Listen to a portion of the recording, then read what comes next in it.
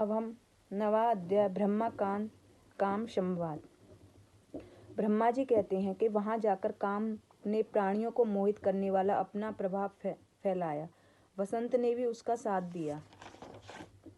रति के साथ कामदेव शिव जी को मोहित करने के लिए अपने अनेकों प्रकार के यत्न किए, जिसने सब जीवों तो मोहित हो गए और परंतु गणेश जी सहित शिव जी के वश में न आए। उनके सारे प्रयत्न व्यर्थ हो गए और मद से रहित हो अपने स्थान को गया।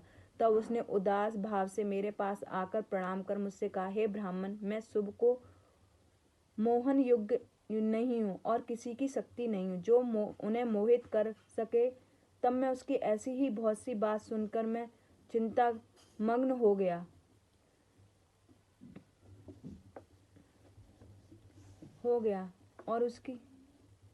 और बड़े दुख का श्वास लेने लगा। इससे बहुत से भयंकर बलिगढ़ प्रकट हो गए। उन्होंने कोलाहल कर असंख्यों की संख्या में पटह आदि अनेक विद्याओं को बजाना और मोरों कांटों शब्द करना आरंभ किया। मुझे भी मारने काटने दौड़े। तब वहां मेरे सम्मुख स्थित काम ने उनको हटाया और मुझसे कहा कि हे प्रजानाथ, इन भयंकर विकराल वीरों को आपने कहाँ से उत्पन्न कर दिया? इनका क्या काम है और ये कहाँ रहेंगे? ना तो इनको मेरे हवाले कीजिए। सुनकर मुझ पर ब्रह्मा ने उन्हें कर्म में नियुक्त कर दिया और काम से कहा, हे उत्पन्न होते ही मारे मारे करने लगे, इसलिए इसका नाम मार हुआ। हे काम, ये सर्वदा तुम्हारे वशवर्ती रहेंगे। तुम्हारी सहायता करना इनका मुख्य कार्य होगा। हे सर्वदा ज्ञानियों को ज्ञान मार्ग के बांधक हुआ करेंगे।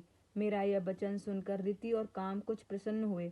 तब मैंने उनसे कहा कि अब तुम फिर शिव जी को मोहित करने के लिए जाओ। काम ने कहा, मैं आपकी आज्ञा को अपना गौरव समझकर जाऊंगा तो अवश्य, किंतु यह निश्चित नहीं है कि उनका मोहन नहीं होगा और मुझे भय है कि कहीं भी मेरे शरीर को भस्म न कर दें। यह कहकर काम अपने वसंत ऋतु और मार गढ़ को साथ लेकर शिव जी के स्थान पर गया और वहां मोहित करने के लिए बहुत से उपाय किए, किंतु वे परमात्मा से मोहित न हुए। फिर वह काम लौटकर मेरे पास चला आया, गर्व तथा हर्ष से रहित निरुत्साह हो मार गढ़ों सहित मुझे प्रणाम कर मेरे समीप आकर बैठा और बोला, हे ब्रह्मा जी, यदि आप की यही इच्छा है तो शिव जी का मोहित करने का कोई दूसरा उपाय कीजिए।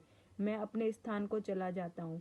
यह तो कहिए कि शिव जी ने कृपा कर मेरे शरीर को नहीं जलाया। इति शिव महापुराण द्वितीय सती खंड का 9वां अध्याय समाप्त। जय गुरु जी, शुक्राना।